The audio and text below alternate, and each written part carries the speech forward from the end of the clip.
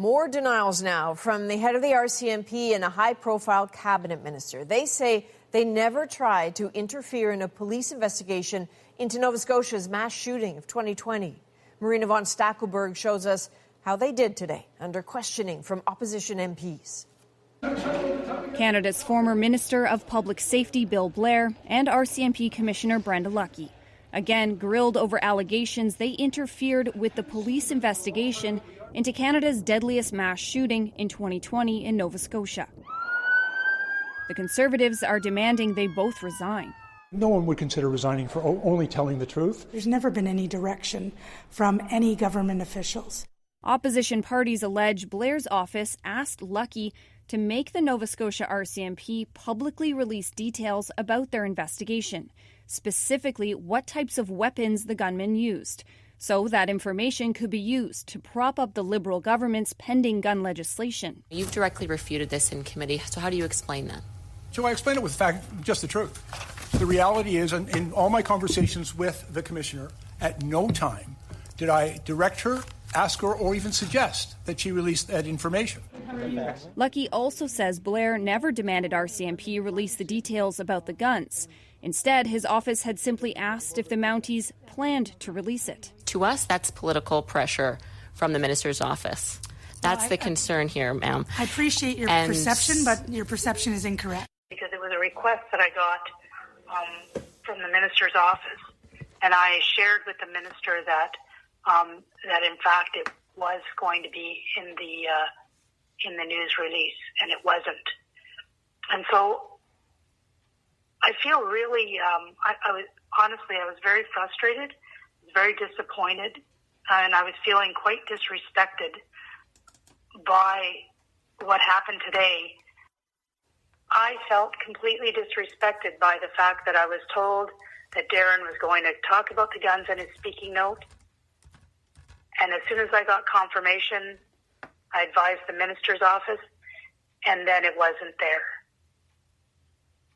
And so I don't know what's happened, but I think we have to do better.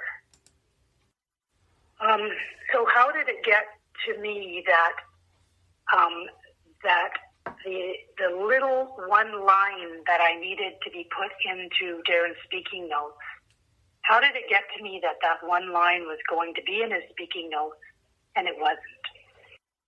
And as far as the guns and the type and what was seized and what we were comfortable saying, there's a reason for that, and do we want to expand on that? Oh, I understand the reason. I wasn't asking for anybody. I get that. I completely understand the reason.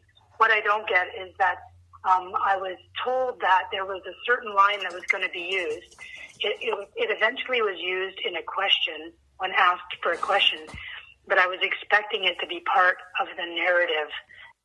And so I figured we got through that wave until today, and yet I got hit again, not being able to come through for the minister on the simplest of requests. Does anybody realize what's going on in the world of handguns and guns right now? The fact that they're in the middle of trying to get a legislation going, the fact that that legislation is supposed to actually help police, and the fact that the very little information I asked to be put in speaking notes at around 11:30 this morning is when I started this, which was 3 or more hours before Darren was to speak, could not be accommodated. The fact that I asked almost 8 hours before for a chronology and a map couldn't be provided in 8 hours. But yet it could be provided on the 9th or 10th hour when it was too late, 4 days or 5 days after the event. So does anybody wonder why I feel frustrated, or I feel like I'm not being heard, which makes me feel disrespected? Is anybody seeing that, or is it just, am I being oversensitive?